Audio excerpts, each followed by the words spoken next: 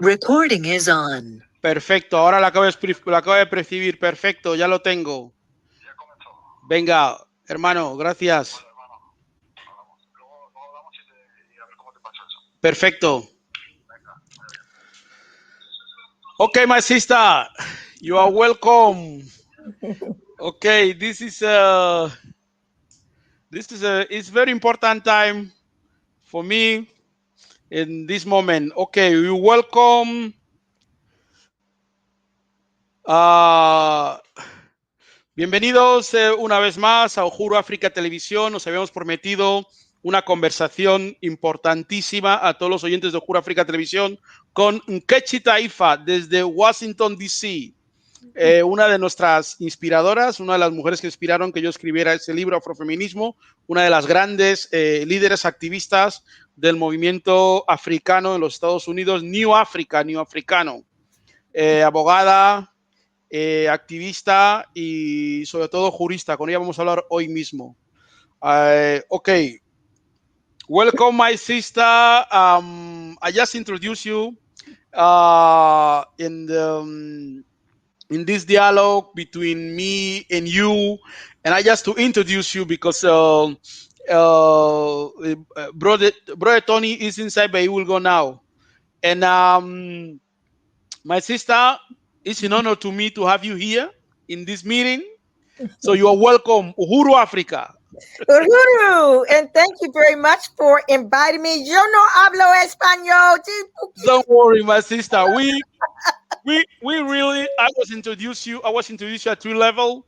Everybody has listened to us and watching us in Teleca, in the 39, 33 Spanish and TDT in Madrid. The people who are looking for us in tomalatele.cap, La Mosca TV, Barcelona 28 TDT, and the people who are Afro-Latin to be in Florida, and the people who are in Equatorial Guinea, Senegal, Mali, watching us. Today we have a beautiful sister, a strong leader, and a strong lawyer. Sister Nkechi Tayfa, you're welcome. Bienvenida. How are you? I'm doing great, my brother Abuy. I'm doing wonderful. And happy birthday to you. Thank you very much, my sister Uhuru. Okay. I want to introduce you for African people. You understand?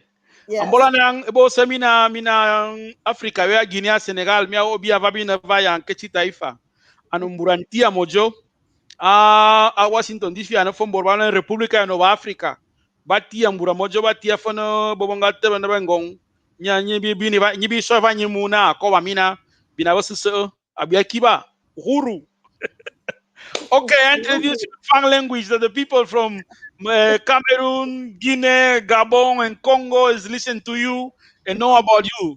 So, Fista, let's start this question with tell me one song that you used to like to get in this conversation. I'm going to go back to soul. Say it Yes, loud. I'm black and yes. I'm proud. Let's go, Bracken and Proud for James Brown. Yes. James Brown is James Brown is a special man Yeah. because he was rebel, very rebel in his time, and Yeah. finally he decided not play. The day when he killed Martin Luther King, he tried to play, you know, but the fierce niggas thought that there is no music today. Yeah. And his song really inspired a generation and it inspired me, who wanted to move beyond the civil rights movement, Yes, black power, yes, because black pride, black consciousness, a knowledge of ourselves that we are an African people, no matter where we are in the diaspora, that we are still an African people. And that's what that song embodied and meant to me and really helped to shape the person that I am today. So, my sister, me. First of all, before we go in about your own life, let me tell you when I meet you. It's more important to that. When you meet somebody, it's the song that is say when you meet somebody, it's very important that I meet you for the first time I listen about you. I hear about you. It was in 1993. Okay. Yes, when brother Akinjelo Moja. Yes, my brother. Yeah, Akinjelo He Moja, he wants to came. back his book. Yes, Akinjele, Moja. we should back. We should, what is We the will name? shoot back. We should back. I got it here somewhere. Here it is. Yes. Yeah, Umoja. Umoja is, This. yes. Bam. Yes. So when Akinjele come to Spain, 1993, with Yes. Makungu, Yes. Akinjole. Akinyele. Yes. Yes, they come to the north of Spain to give lectures about political prisoner in the U.S. Mm-hmm. And that time, one of the best group in the history was the group they calls Schoolie D. Don't call me Negro. Oh, okay. Yes, Yes, yes. Schoolie D and Two Life Crew. Mm-hmm. Yes, indeed. Yes, and so Akinjele Kami spoke about Republic of New Africa. Yes. I was in high school, my last year in high school. I didn't understand too much about all this concept of Republic of New Africa, Chukwe Lumumba, Nkechi Tayfa, Obafemi Mario Badele. Obadele. Yes. Yes. Well, we was only know Malcolm X, but we didn't Yes. know nothing more. Malcolm and Huey P. Newton, nothing more. But and those brothers they call uh Aaron Michael. He was the founder of the New Black Panther Party. Oh, yeah. Uh-huh. Yeah, he sent statement to the chapters in Europe to Uh-huh. give security to those delegation. Mm-hmm. Mm-hmm. So that's why with time that was the time when I meet when I know about all this thing about New African blah blah all this, you know. Mm-hmm. I didn't know nothing about that. So that was the first time I listened about you in December 12, something like this. Many groups. Mm-hmm. So for me, it was today is a great day because it's a long time that I know about you. So you are welcome, sister. Free the land. Free the land by any means necessary. Necessary. So my sister, where you born, where you come from in the history, what is your family, where you come from in the background, because that is very Africans. How we started with some Africans. Africanity is to know your elders, your family, your father, where you where you come from, before hip hop come. Yeah, before Yes. okay, my brother, I am a native Washingtonian. I was Yes.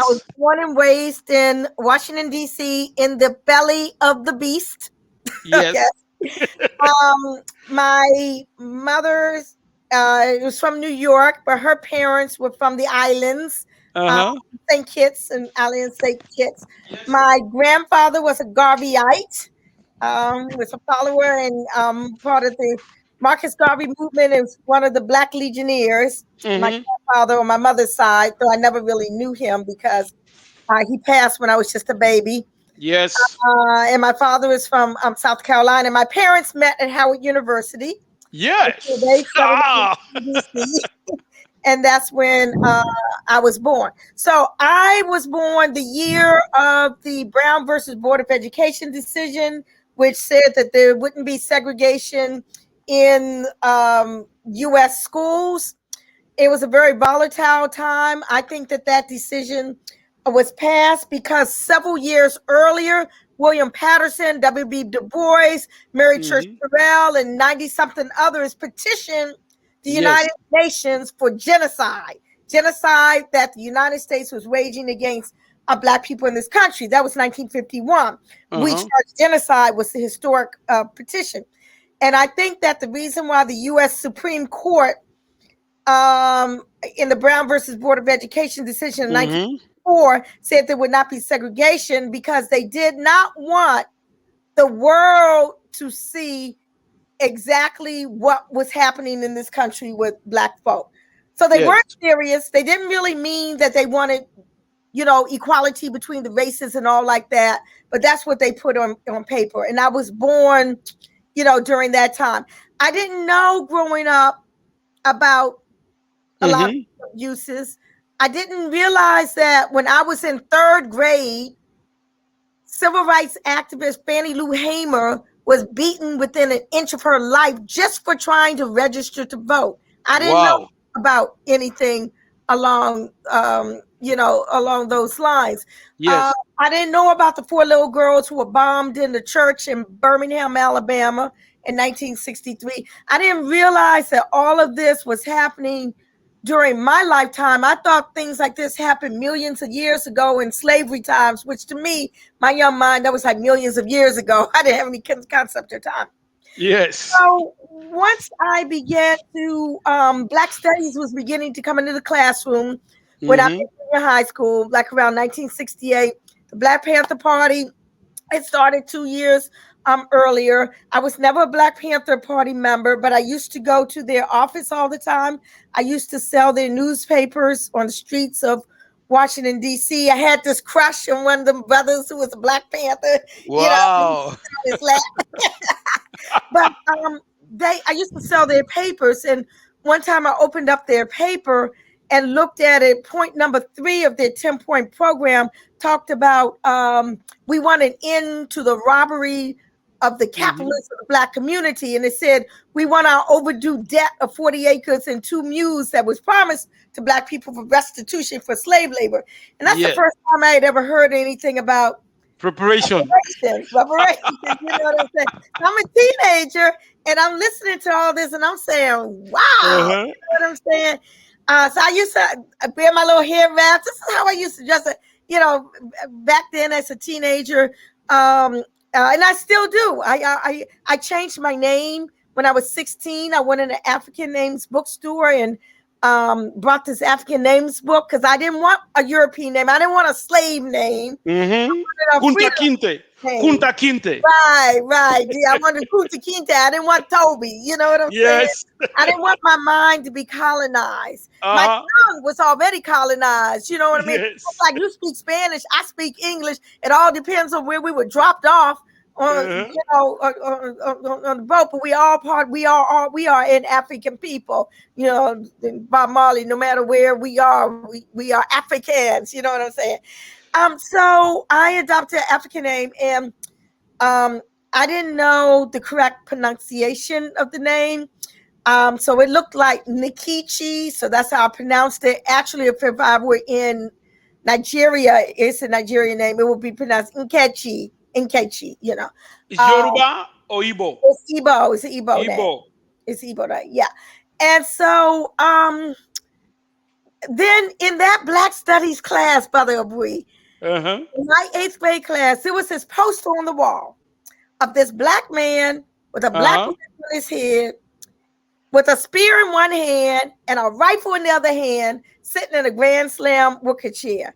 And all the girls, all my teenage girlfriends were talking about how cute, how fine this brother was. But I was asking the teacher, well, why is he in jail? Why is the head of the Black Panther Party, Huey P. Newton, in prison? I'm asking, where are the lawyers? Where are the Black lawyers to represent Black people? Why is he being represented by a white lawyer? So from then is when I knew that I wanted to be a lawyer. I wanted to be one of those lawyers who would stand up for the right. Get up, stand up, stand up for your right. So Stand up. your inspiration come when you are in this class, political class in the DC chapter of the Black Panther Party, and you see Huey P. Newton.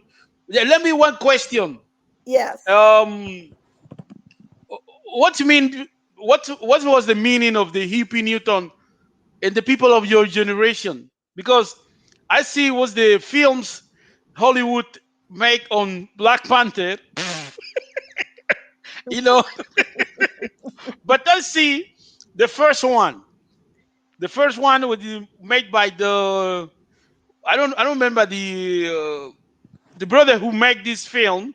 It was in 1995. Yeah, the Hollywood movie, the Hollywood one. Yes. Yeah, what about it? Yeah. Yeah, it was with Bobby Brown and all the people in the movie. But Yeah. the last one was horrible, was terrible. Because the Yeah. last one, because my son told me, hey, Daddy, you see Black Panther? I said, no, this is not Black Panther. This is not European Union. Well, when I was coming up and during the time, the Uh-huh. Black Panther Party, was self-defense and self-determination and standing up for your rights and all like that. And Uh-huh. it really it mesmerized the whole generation. They really did. And then we didn't know the COINTELPRO at that time. We didn't know the extent of the Federal Bureau of Investigation and their abuses, the Mhm. illegal Activities. activities and acts to disrupt and destroy the Black movement. We didn't know about any of that, but what we saw was strong Black men and strong Black women standing up for, for rights. Yeah. I remember when Fred Hampton was murdered, December 4th, 1969, in Chicago, Illinois, in his bed, which is where the movie Judas and the Black Messiah came from. I remember how the Chicago Police Department lied and said that it was the Panthers that were shooting, and all like that. It was the police, it was the FBI. And I wrote a poem about it way back then. I'm in ninth grade. Okay. And these things really touch me. I remember when Angela Davis was on the run because she had purchased the guns that was used by George Jackson's brother, Jonathan Jackson, um, who tried to free his brother from prison. And Angela hadn't done anything but purchase legal guns, legal weapons. But I remember when she was on the run. So it wasn't until a little bit later, I'm in high school now, when I'm come to college, that Yes. I'm finding out about the Republic of New Africa. Yeah, Okay. that is the chapter. That's the chapter we will go. Yeah. Before we go this chapter, I remember everybody has listened to us. I follow this program that we're talking with Sister Nkechi Tayfa, who is lawyer in Washington, D.C., who is member of the New African Liberation Movement. And we were talking with her with the experiences, the women who make history. And he's one of the women who inspired me to write my book, Afrofeminismo, 50 years of the African women struggling in Spain. And that's why she inspired me. The inspiration with Malcolm X, Malcolm X talk about inspiration. Elijah Muhammad talk about inspiration. Marcus Garvey talk about inspiration. Delany and Winnie Mandela talk about inspiration. So we must go back to these people who inspire us, because if you don't do that, we will not know what Marcus Garvey said.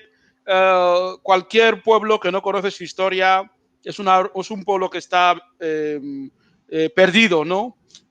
Those people who don't know his history is the people who's lost. Marcus Garvey said. So the history what we talk today is Sister Nkechi Tayfa is part of a people who make history. People talk about Malcolm X, Black Panther, but people don't know that the people like the sister is part of this history. So today we have a privilege here in Spain, in Colombia, in Equatorial Guinea, and everybody to get the sister. Okay, sister, going on. How you know about Malcolm X? Were you touch in love with Malcolm X? Well, I remember when the autobiography of Malcolm X. Well, actually, I don't remember exactly when it came out, but I remember reading the autobiography of Malcolm X, and it was like a life changer Uh-huh. for me as well as for many, many, many other people. It was just an eye opener. Okay, and that's why I kind of tended more towards, as a political ideology, the stance and ideology of Malcolm X. Hmm. Um, which went beyond, in my humble opinion, that of Martin Luther King. I believed in self determination. I believed in self defense. Okay. And I believed in reparations, and I believed in the right of people to establish their own nation, which is probably why when I found out about the Republic of New Africa, I was already primed for it, because Brother Mario Obadeli and his brother Gaidi Obadeli took the principles from Malcolm X and wielded it into what they called a Malcolm X doctrine: internationalization, independent land, and self-defense. And they called that the Malcolm X doctrine. And they called for a black governmental conference for March 30th, 1968 in Detroit, Michigan, where black nationalists came from all over the country to talk about, we need a black nation of our own. We need an independent black nation with a land base, an identifiable land base, not just it's nation time, amorphous and misty, but rooted in what Malcolm was talking about. The struggle is for land. And they came up with the concept: 5 states in the Deep South as a subjugated national territory. They instituted basic law under a constitution called the Code of Umoja. They developed an economic system called New African Ujamaa. And they set about a mandate of what they call to free the land. Now, when I found out about all this, I'm in college. Brother Mario Obadeli is in prison. He's in jail, unjustly incarcerated, specifically as a result of the Federal Bureau of Investigation's illegal counterintelligence COINTELPRO program used against movements in general and the Black movement in particular. And Brother Imari, I wrote to him saying, I just became part of this new movement, this new African independence movement. What can I do to help? Yes. And he sent me this long list of things to do. Contacting Fidel Castro, contacting Salim Ahmed Salim, who at that time was head of the UN Committee of 24, the Decolonization Committee, all of this stuff. I was a college student. I said, and to hit up his defense committee that was called the National Committee to Free the RNA 11. The RNA 11 stood for the Republic of New Africa 11. And I reached out to Congress people, all of his direction, to professors, to activists, to advocates, to ministers, all of the above. And everyone, without doubt, said, whatever Brother Imari wants, I will lend my name to it. I will do it. And through those auspices, we ended up getting him successfully freed from prison, and the other people who were part of the RNA 11. And he went on to become a PhD and wrote a whole lot of books and teach political science. But he was an architect behind the Republic of New Africa. And then there was Chokwe Lumumba. Brother Chokwe. Yeah, Brother Chokwe Lumumba. So we made that you heard that the land is the base of independence. Yeah. So what is Malcolm X statement? Yeah. Okay. Yes. So when you decided, this is the question we make everybody come to this plateau. When you decided to be a field Negro, to escape from plantation, to go into Quilombo, because everybody, every us, we have time to say, yes, I'm sympathize, I'm going to the meetings, I'm stay with somebody, but I'm not inside. But when you decide to be inside. Yeah, so I became a Maroon. I was a Maroon when I adopted my African name. Yeah. I was a Maroon when I decided to envelop myself in African clothing and change my colonial mindset to that of an independence mindset. All that is part of Maroonage. All that is part of Quilombo, like you say. And talking about and practicing and being a part of a movement that was called the New African Independence Movement was very important and very critical. But I did it from the inside also, because I went to law school and became a lawyer. But I maintained my same political philosophies. I worked very closely with Brother Chokwe Lumumba, who was my Mhm. legal mentor. He was a lawyer, Wow. brother I looked up to. And, I did research for him. We helped to develop briefs that used in the case of Mutulu Shakur, who's still in Yeah. prison today, but Brother Mutulu, who Yes. was Still in convicted of prison. being the mastermind of the escape of Sister Asada Shakur, who has been granted political asylum in Cuba, Yes.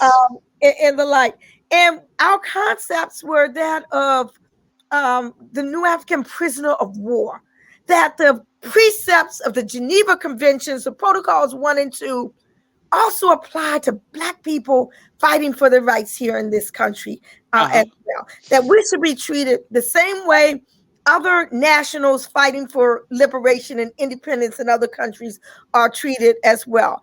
And the war that people have been defending themselves against has been this war of genocide, this war of COINTELPRO. And let me just make sure that I'm being perfectly clear.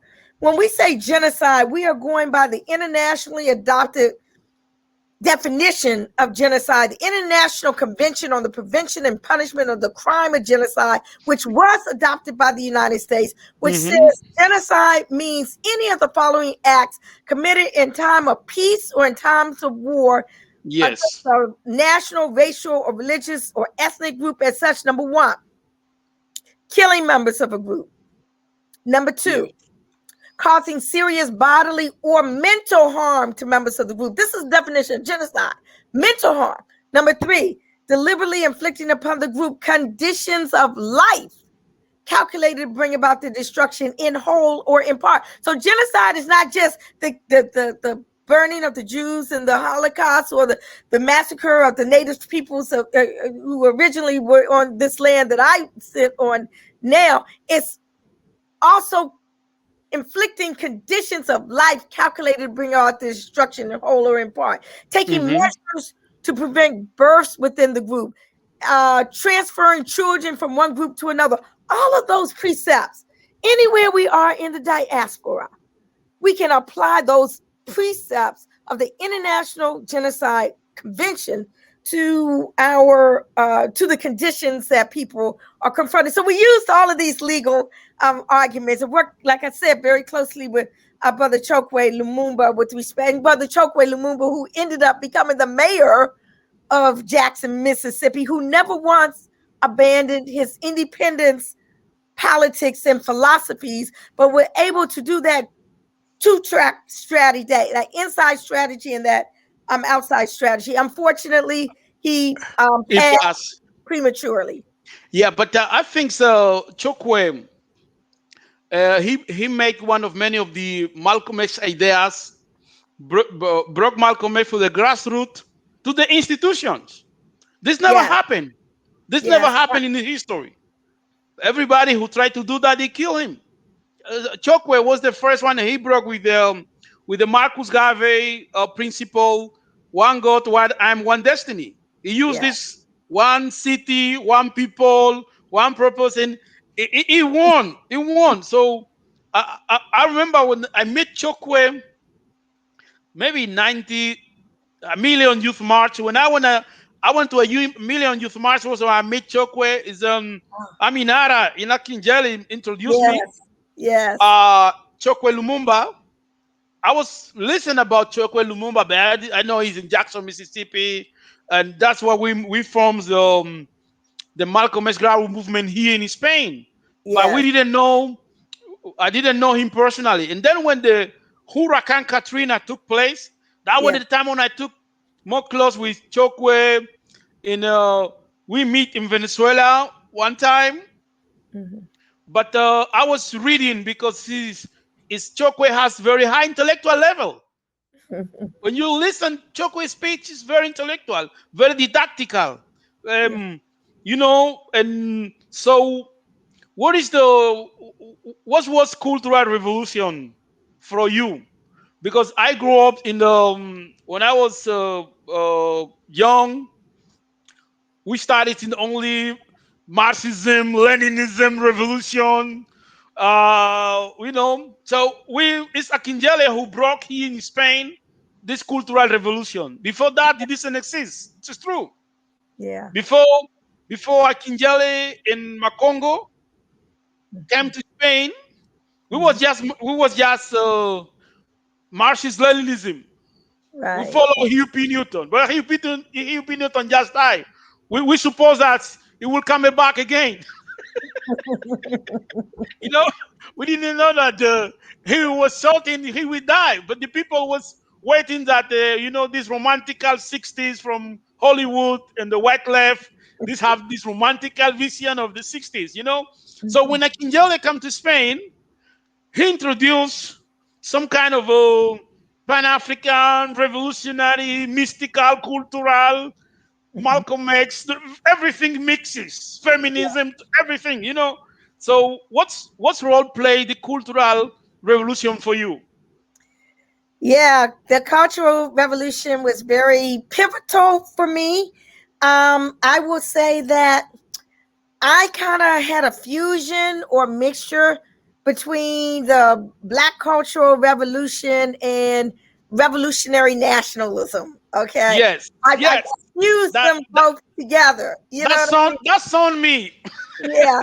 Yeah, I wasn't just cultural, but I was political. I was revolutionary. I was revolutionary nationalism, but with a Mhm, cultural flavor and all of that as well. And that's kind of how um, I lived my life. I was mhm. just so very honored to sit at the feet of some of these giant, iconic, legendary leaders: Mario Bedelli, Chokwe Lumumba, Queen Mother Otley Moore. I mean, it's like people that I learned from. Okay, and that's why I wrote Black Power, Black Lawyer, actually, because I wanted them not to be swept under the rug. Nobody knows these people. I mean, Chokwe, and Brother Mari, Queen Mother Moore, and all like that. But the masses of the people don't know these names. Remini Shaka Musa Barashango. I don't know if you know him. Another one of my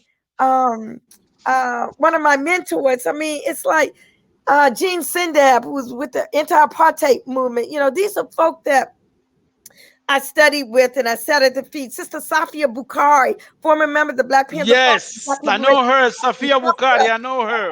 Yes, I Yes, dedicated my book to all of these um, trailblazers, I guess you could say, because if we don't do it, who's going to do it? You know what I mean? yes. They will prop up other people that are mainstream and are acceptable.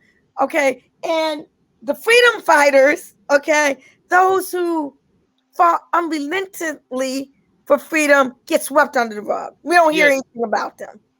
I wanted to make sure I lifted up these names. So that's why I was so glad when you contacted me, my brother, and you all the way in Spain knew about all these people that inspired me who are here on this side of the shores over here. That just made me feel so inspired. No, you are a hero, my sister. You are a hero because You're a hero, and I need no, Afrofeminismo. My tongue is kind of yeah, wild. my sister. You are a hero. You know why? Because I remember when it was some people that impacted to me when I read this book and at the Georgia State University. Uh, it was the chair of the African Studies. It was very close from Akinjele. They give me a book that you was in this book. You was one of the writers Me? with you, Checkwell. It was the book about the meaning of Republic of New Africa. Oh, okay. Yeah. Yeah, I it's a white one of these. one. I don't know which one. I got. Yeah. It's a white cover. Wait a minute. I don't know if I'm in this one. It's not It's a this one. No. yes, I yes, don't know. yes. It's another one. I think I got it in the other room. I know which one you're talking about. Yeah, I I was. can get up and get it, but I won't get up. It's in the other room. No, I was traveling. I was traveling to a member of the organization committee for a Million Youth March, Yes. and Dr. Kali told me, "Go on this, go on this. You talk Spanish, speak Spanish," but I didn't know what to do, so I took my bus from Georgia Yeah. to California. It was Wow. about 4 days. Wow. The only book I had was this book, so I read it. Oh, I think December 12th, sister, is in that book. Yes, yes. Um, So yeah, I'm not in the other room. Akinjele gave me this book in Alara in Decatur. So Yeah. I got this book and I got the Lauren Hill CD, Miss Education. Uh-huh. It was the only thing I got to travel. This book and this CD. So I was listening to the CD all night long. I was reading this book. So I know many things through this book. You probably know more than I know because I don't even. It was a long time ago. Yes, because this book was very interesting because if you don't know who is Republic of New Africa, because the only news I got from Republic of New Africa was in one book they call Black Power Revolt. In Spanish is La Revuelta del Poder Negro, the Black Power Revolt. Okay. It's Uh-huh. in a book. The author is Black Power La Revuelta del Poder Negro.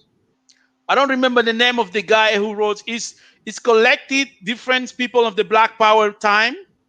It's Mm-hmm. one of the conversation is the letter of the Hugh Newton in his conversation with Republic of New Africa. It was inside this book. It was the first time in my life I hear about that. Okay. I never hear nothing more. So Mm-hmm. when I read this book, I know about reparation, all these concepts that was new for me. I was Mm-hmm. very young. I was 17, next to 18. So I was reading all these things, try to know things, and we was growing in the tradition that Marcus Garvey was something negative. You understand? Because Mm-hmm. he want to bring black people to Africa. That was wrong. So we was reading Marxist Leninism, Mm-hmm. anarchism, Maoism, but we didn't. We it was a white leftist, was in this tradition.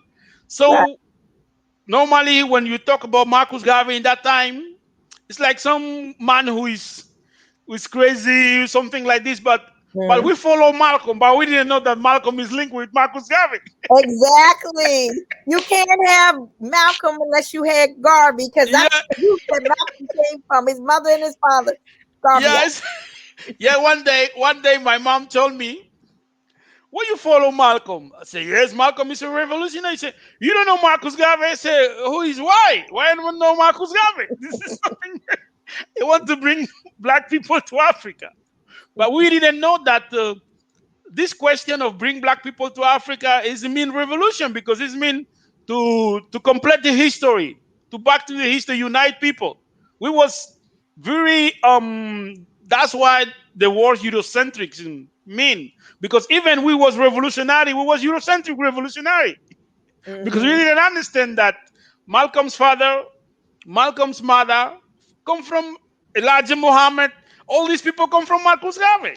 Exactly. We didn't understand that. So I want to back to your book. Bring this book that we can your own book. Okay, you decided to read this book. Isn't a biography, isn't a statement, and I want to know, people are listening to us. Estamos traduciendo directamente desde Washington, D.C., en Uhuru, África, con Nkechi Tayfa, que es una de las abogadas históricas juristas de la lucha por la reparación. Si alguien quiere saber qué es reparación, aquí está Nkechi Tayfa. So, Sister Nkechi, what you want to what you mess us with this book, because I see this book like some beautiful decision, because now is the time, as Martin Luther King said.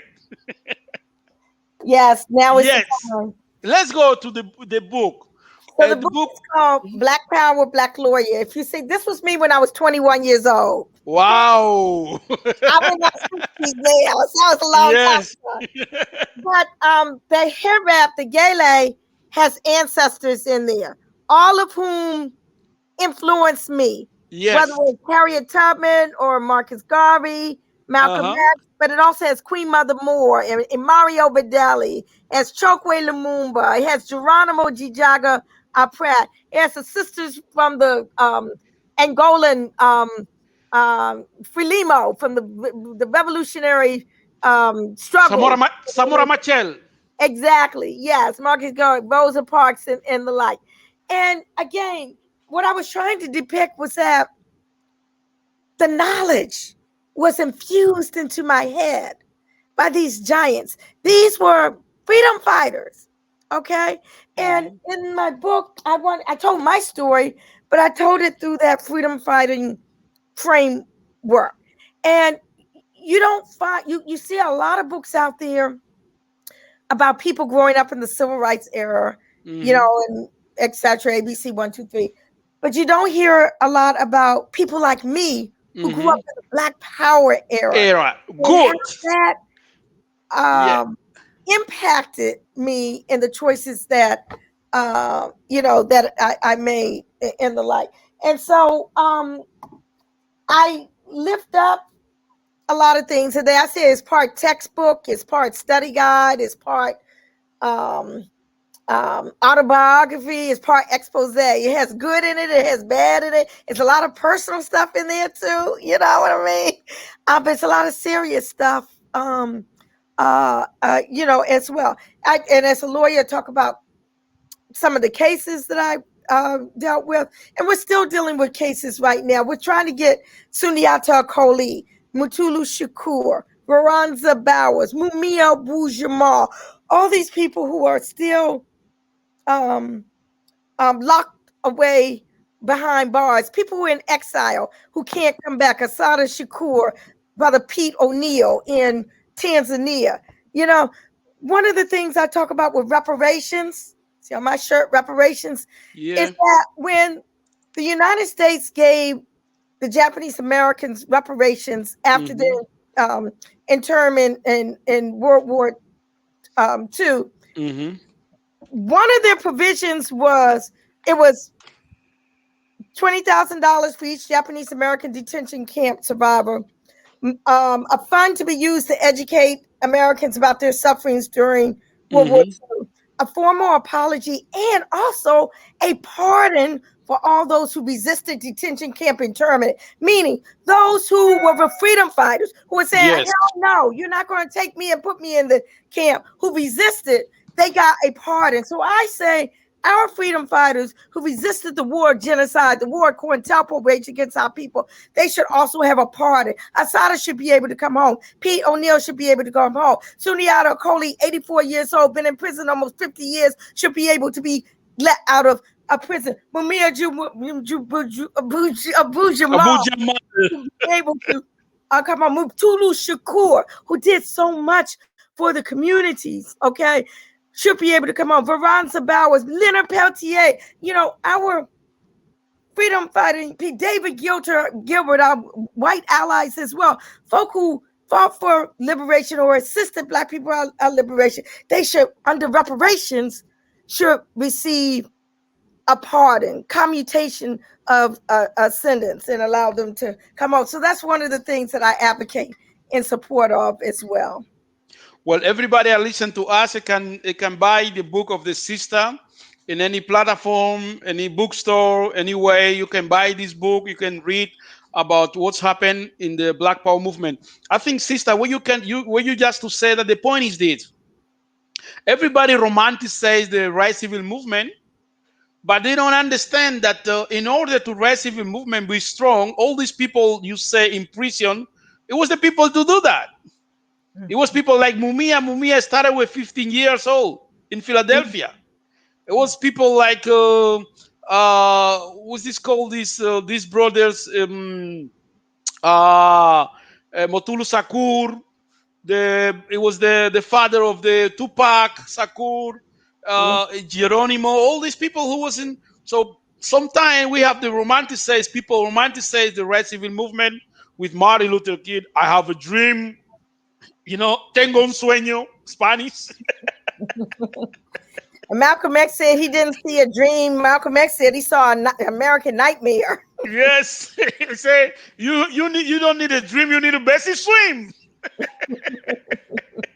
So so isn't I think the people sometimes we don't when we talk about Black Power movement because this question I made in Runoko, Rashidi Runoko, Well, Doctor yeah, Runoko. Rashida Munoko, yes, my Yes, father. Yeah. yes, Runoko is I made in Runoko this question that what is the difference between the right civil movement and the Black Power movement? Because right here in Europe, in Spain, in the films, they tell you that Malcolm X was the leader of the right civil movement. I said no, Malcolm X never never began for right civil movement.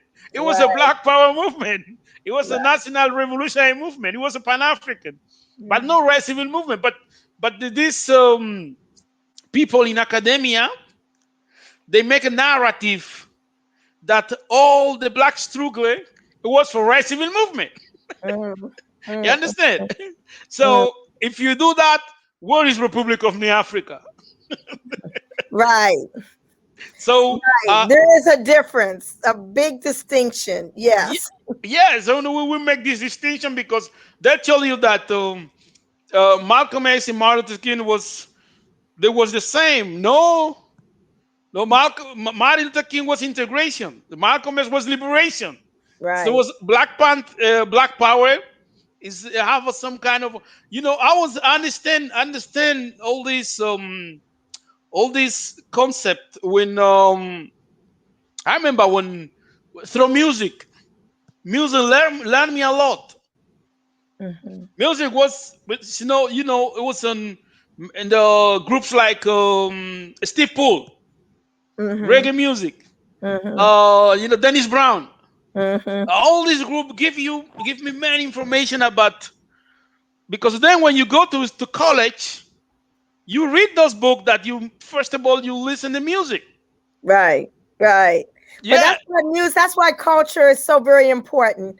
Because I mean, I'm serious. I'm up here listening to a long time ago Bob Marley's War, it's yeah, the war, and I did not know that that was the speech of Haile Selassie. yes, You me too. understand? So the culture caused me to look more to the politics. You know what I mean? Yes, So, yeah, politics, music in politics.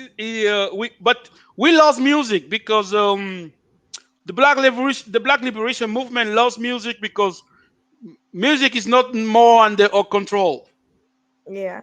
But salsa, merengue, the Latin way, tango is just white music because it's white people. White is industry. Mm, It's not mhm. art. And hip hop, we lost hip hop because when you the question is that when you was when Rodney King happened. Rodney King, where was I? I was actually, I think I was teaching at Howard Law School at the time when Rodney King was beat by the police, and this was during the time when the phones were just coming into being. It's very very new, and the only reason why the world knew about Rodney King because it got captured on Yeah. video, and the police officers still didn't go to prison. They still didn't go to jail. It wasn't until George Floyd last month that we see some amount of accountability. But this stuff has been happening over and over and over again. It's only because of this that it's become widespread and known about. Yes, because I went to Spanish TV one time. They invited me to talk about this question of the this brother you said the last one and George Floyd. George Floyd Mhm. and everybody began citing, oh, they killed George Floyd. Oh, George Floyd. I said, oh, this happened a long time ago, 100 years ago. This is not new. It's And been and happening. yeah, any people, the only difference is that George Floyd, it was very controlled by some kind of a narrative of a struggle, Black Lives Matter. But when Ronnie King happened, it was riot. It Yeah. was field Negroes. born into the plantation in Yeah. LA. I Yeah. remember that. I remember that time. I spent 3 days. I didn't go school. Only watching TV, seeing the riot. Wow. You Yeah. know, because it was the first time with the. I mean, It CNN. was a revolution was being televised. Yes, Let me stop. yes, my sister. I was seeing I was watching that. Wow, because it was the Ice T. Ice T makes the song "Fuck the Police." Yeah. It was Ice Yeah. T in the That's the police. syndicate. Yep. Ice T in the syndicate. That Hmm. people was watching in TV what's Hmm. happening in the U.S. Hmm. So you show that the brother have conscience because the Yeah. brothers was attacking the institution because that means that the brother is not stupid. Hmm. Because they tell you that the black people only is sport, basketball, LA, Lakers, Chicago Bulls, Michael Jordan, Hmm. and music. But when those happen, it was another narrative. Hmm. You know, uh, maybe what you remember those days in LA. I remember was you.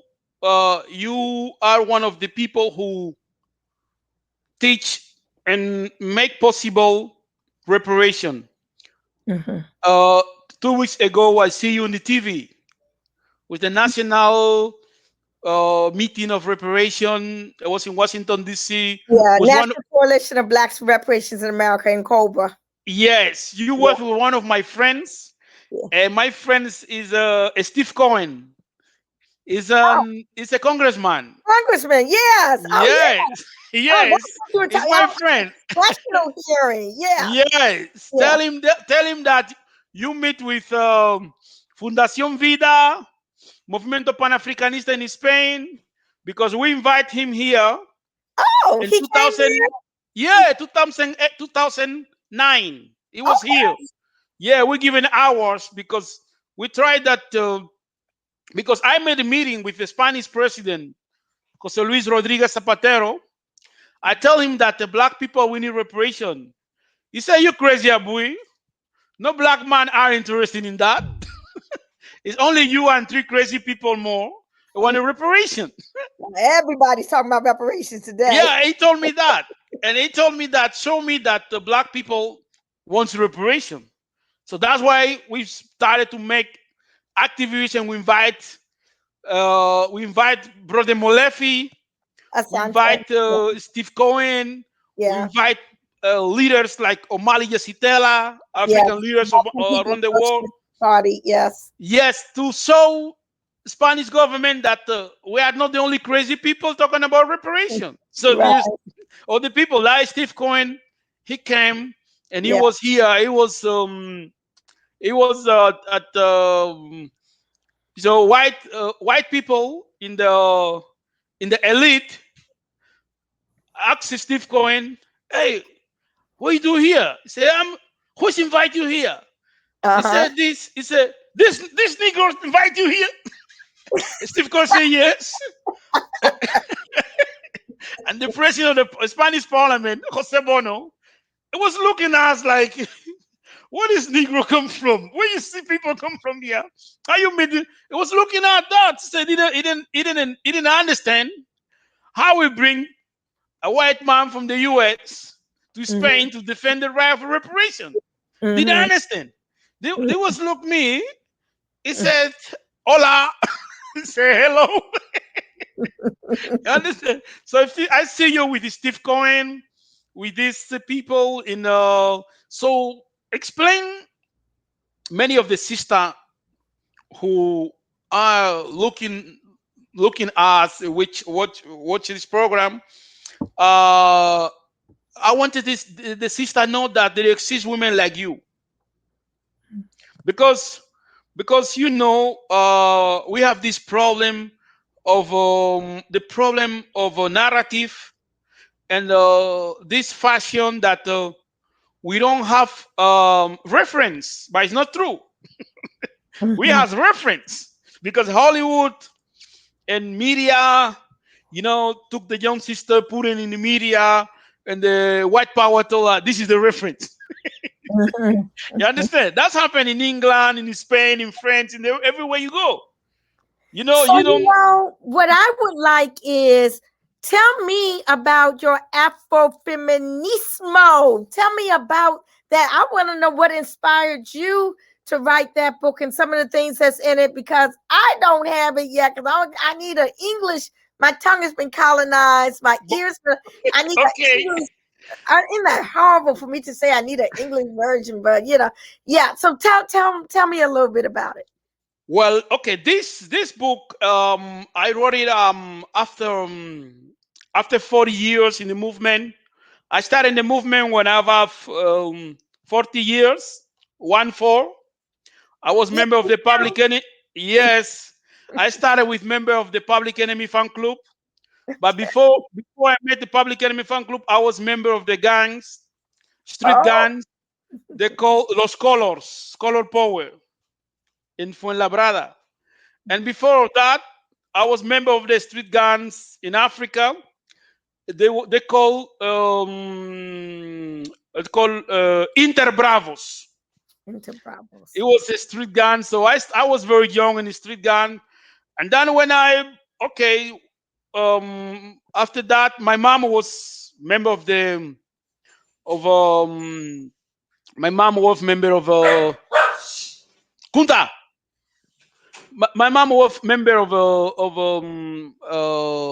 Winnie Mandela movement, the Free Mandela, Oh, and okay. my father was an activist against dictatorship in Guinea. Okay. So just I try to be a hip hop star. That was my objective, Mhm, to be a hip hop star. I was the time was a group like Schooly D, Parties, Public Enemy, mhm, um, Africa Bambara, mhm, groups like MPMD, Lord of the Underground. It was groups that it was very politicized, mhm. very politicized, and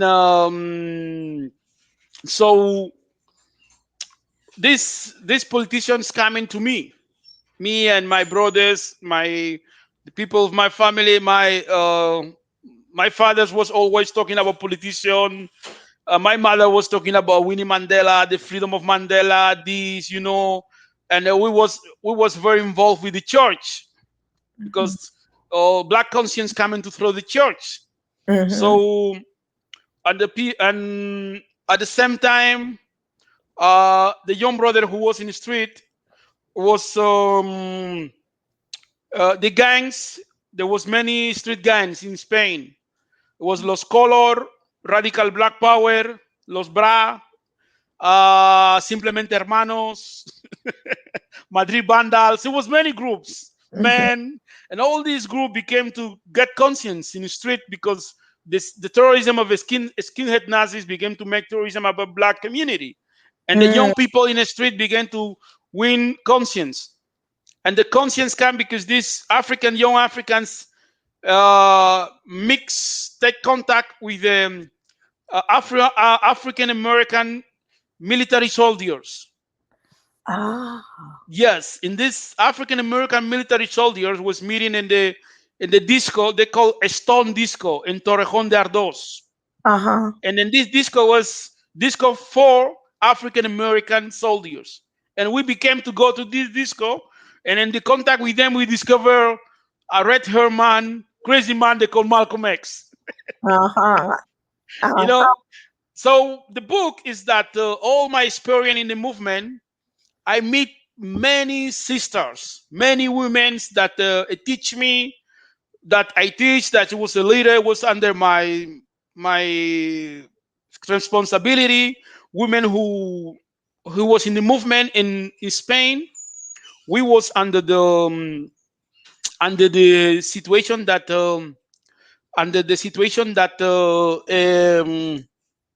Spanish the situation in Spain. It was this is that is the situation. The black movement, it need a narrative in all over Europe because the white power movement, use feminism, to attack the movement, like he used in the past, use communism, use Islam, use different strategies. And they use those sisters who never be in the movement, but those sisters want to kill his mother and his grandmothers. So the sisters say that, Abuy, I don't know, Nkechi Tayfa. I went to university. you know, the sisters say, Abuy, I don't know Aminaro Moja. Me myself, I was member of I have my PhD. you know, so was very dangerous in 2011. It was a movement, leftist movement here they call Kinseme. The Kinseme was what the movement started against the politician, the leftists, white leftists, and all this narrative put black people outside of history. So at the same time, I see that we like or don't like feminism. Feminism is right now the vanguard of this ideology in the movement, in the history. Right now, it's a vanguard in all levels. And we black movement must to approach this women's liberation in the war, to back to Chokwe, to back to Marcus Garvey, to back all this Winnie Mandela. You understand all these things. So that's why I wrote a book with 500 women who make history in Spain. That's why the name is Afrofeminism. 51 years of African women is activists and struggling in Spain. So in this half century, I make the history of all these women who never appear in the TV, never appear in internet, never appear in WhatsApp and Instagram, because there was grandmothers who make. It's like you talk me about many people that nobody know. Right. So all these people, like my mother, my aunt, many of my women of my family, it teach me what I know. I didn't know I didn't learn in the university. I didn't meet Malcolm X in the university. It was my aunt Vicenta, who appeared in the book. It was the first woman who buy me and my brothers buy us a comic on Black Panthers, Marvel. Yeah, she was a beautiful woman. She was very. It was the woman to tell us that don't let nobody call you exotic. And she said me that exotic is just for animal and things. Human being never be exotics. I was 50 years old. I didn't understand nothing. But she was talking. She was always talking about racism, black rights, all these things. And she was very strict. If she met you a question you don't know, you don't gonna make dinner. You're gonna sleep. You understand? So that's why I read this book, and to Tommy, dime. Yes. Sí. ¿Eh? Okay. So, my sister, in this point, I really appreciate it. You to be in this conversation. We're gonna end the conversation. Remember the people that we was today with one of the beautiful sister. I think you have something to say about what's the question of what we need to fight for reparation. Well, reparations is an issue whose time has come. It's now more than ever. Reparations all over the world people are fighting and struggling for their just due all over the African diaspora. And right here in the United States, I have been part of this movement, and we hope to bring it through to fruition. We're almost near the end of the decade of African American descent. My brain is just gone there, but that decade, and we must not let this decade that's focused on people of African descent, pass without the passage and the reality of reparations and reparatory justice, not just in the United States, but in the Caribbean and Europe and South America, Central America, in Spain, all over, wherever Black folk have been enslaved or colonized. Yeah. So that because is something that the wars that the people are afraid. In the past, there was Black Power. Now it's reparation. Well, it's all the same thing as far as I'm concerned. Yes. You can't have one without the other. Yeah. So, my sister. So, I wanna thank you to be here because my pleasure is to be with you, and it's the people who really inspired me. People like you, people like Minaro Moya. I mean, that time, yes. Yeah, people like Frederica Newton. Yes, yes. And it was women that inspired me. I was and maybe people believe that inspiration is coming to school or is coming to think intellectual, but inspiration coming to see people and be next to them and see what they're doing. You know what is spiritual? The spiritual inspiration is really spirituality. So I'm really appreciate. I remember when Palm Africa come to Spain. Yeah. The sister was invited by anarchist movement because they was very inside this anarchist movement. Yeah. And the sister began to speak about spirituality, but people in the audience didn't understand because people realize spirituality was religion.